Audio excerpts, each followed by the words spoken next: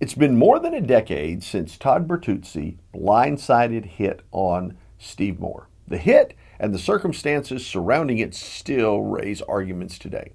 On February 16, 2004, a rookie forward named Steve Moore took to the ice for the Colorado Avalanche for a game against the Vancouver Canucks. That season, the Vancouver Canucks team captain was Marcus Naslund, who was then the league's leading scorer.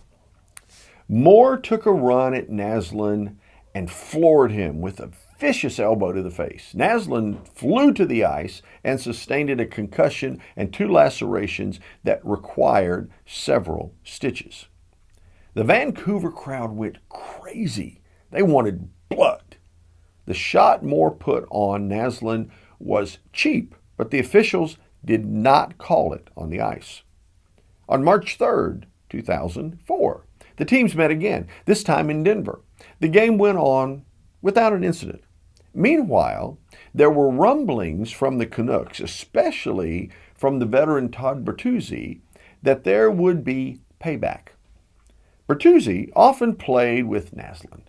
They had a bond. Bertuzzi, kind of felt the need to settle the score. So years later, Naslund said he felt sorry for Bertuzzi because Bertuzzi had stood up for him. On March 8, 2004, the Canucks would get another chance at the Avalanche on their home ice.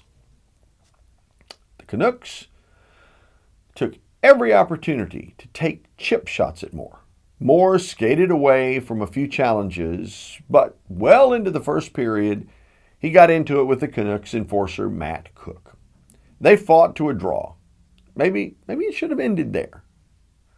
In the third period, Bertuzzi came up behind Moore, grabbed his jersey, and sucker punched him. Bertuzzi drove Moore face first into the ice and piled on him. Moore didn't move.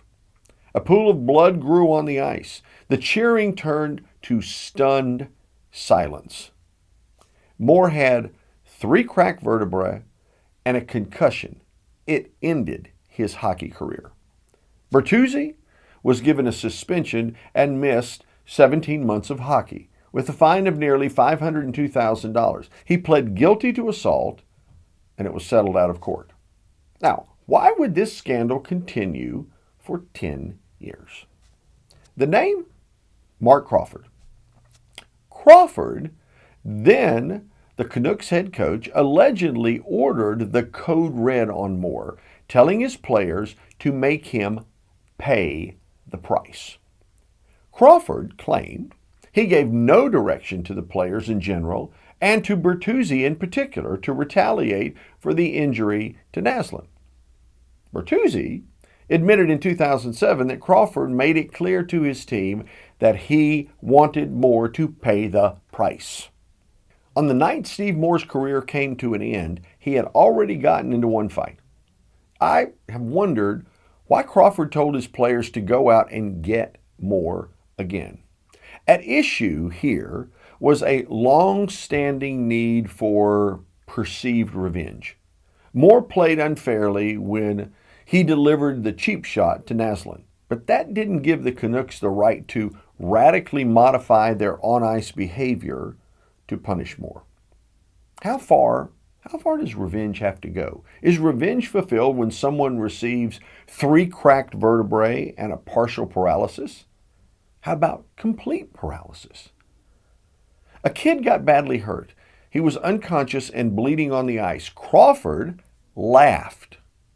Whether Bertuzzi was caught in the middle is hard to say. While the public saw Bertuzzi as the villain, in Bertuzzi's case, the coach didn't appear to say, "I want you to go hurt the guy."